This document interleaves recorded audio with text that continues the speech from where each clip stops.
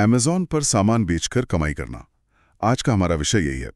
और हमारे पास एक गाइड है, अमेज़न विक्रेता आय मार्गदर्शिका। तो आज हम इसी पर विस्तार से बात करेंगे। देखते हैं इसमें क्या जानकारी है, खासकर उन लोगों के लिए जो शायद ये शुरू करना चाहते हैं। बिल्कुल। और ये गाइड काफ़ी बेसिक लेवल से शुरू करती है, जो अच्छा है, क्योंकि अमेज़न पर बेचना मतलब सिर्फ सामान लिस्ट कर देना नहीं है। नहीं। पूरा एक सिस्टम है, अलग अलग तरीके हैं। तो पहले ये समझना जरूरी है कि खेल का मैदान कैसा है। हाँ, सही कहा। तो गाइड की पहली बात, बिजनेस मॉडल, ये समझना जरूरी है। कौन कौन से मॉडल बताए हैं इसमें? प्राइवेट लेबल है, अपना खुद का ब्रांड। हाँ, प्राइवेट लेबल, फिर होलसेल है, मतलब आप किसी बने बनाए ब्रांड का माल थोक में खरीदते हैं और बेचते हैं। अच्छा, और वो रिटेल आर्बिट्राज या ऑनलाइन आर्बिट्राज, वो क्या है? वो बेसिकली ऐसा है कि कहीं और किसी दुकान में या ऑनलाइन आपको कोई चीज सस्ती मिली तो आपने खरीद ली और अमेज़न पर थोड़े ज्यादा दाम पर बेच दी। और ड्रॉप शिपिंग भी है, जिसमें स्टॉक खुद नहीं रखना होता। एग्जैक्टली। आप बस लिस्टिंग संभालते हैं, ऑर्डर आने पर आपका सप्लायर सीधा ग्राहक को भेज देता है। और हाँ, हैंडमेड प्रोडक्ट्स का भी ऑप्शन है, जो लोग खुद कुछ बनाते हैं। बिल्कुल।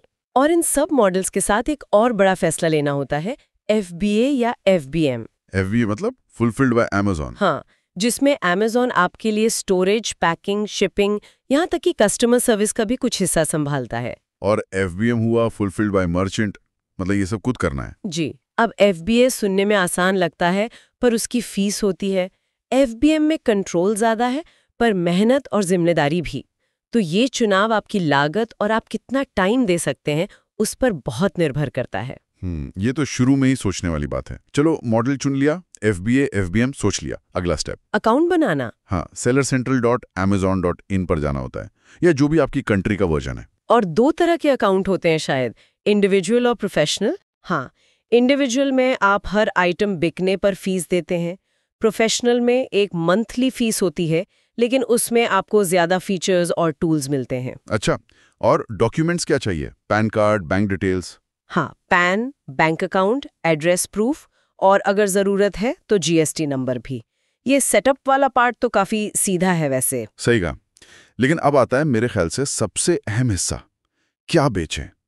प्रॉफिटेबल प्रोडक्ट कैसे ढूंढे? हाँ, ये $1 मिलियन सवाल है। गाइड कहता है ऐसा प्रोडक्ट देखो जिसकी मांग हो, कंपटीशन बहुत ज्यादा ना हो, और हल्का हो, शिपिंग में आसान, और प्रॉफिट मार्जिन, ये जरूरी है। गाइड में 30% या उससे ज्यादा का जिक्र है। क्या ये रियलिस्टिक है? देखिए, 30% एक अच्छा टारगेट है, पर ये ग्रॉस मार्जिन हो सकता है। इसके बाद एडवर्टाइजिंग कॉस्ट, अमेज़न की फीस, रिटर्न्स, सब काट के नेट कितना बचता है वो देखना होता है। अच्छा, तो ये पता कैसे चलेगा? गाइड में कुछ टूल्स के नाम है, जंगल स्काउट, हीलियम 10, कीपा। ये टूल्स बहुत मदद करते हैं।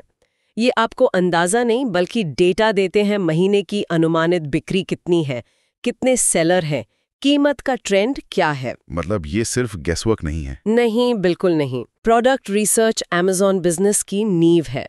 सही प्रोडक्ट चुन लिया तो आधा काम हो गया, गलत चुन लिया तो सारी मेहनत बेकार जा सकती है। मान लिया रिसर्च करके एक अच्छा प्रोडक्ट मिल गया, अब उसे लाएंगे कहाँ से?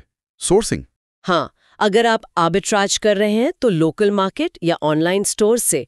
प्राइवेट लेबल या होलसेल के लिए शायद अलीबाबा या इंडिया मार्ट जैसे प्लेटफॉर्म्स। बिल्कुल। वहां से आप मैन्युफैक्चरर या सप्लायर ढूंढ सकते हैं, निगोशिएट कर सकते हैं। ठीक है, प्रोडक्ट आ गया, अब उसे अमेज़न पर दिखाना है, मतलब लिस्टिंग बनानी है। हाँ, और ये बहुत जरूरी है। आपकी लिस्टिंग ही आपकी ऑनलाइन दुकान है। इसमें क्या क्या चाहिए? एक अच्छा क्लियर टाइटल, प्रोडक्ट के फायदे बताने वाले बुलेट पॉइंट्स, डिटेल्ड डिस्क्रिप्शन, सही कीवर्ड्स, ताकि लोग जब सर्च करें तो आपका प्रोडक्ट दिखे।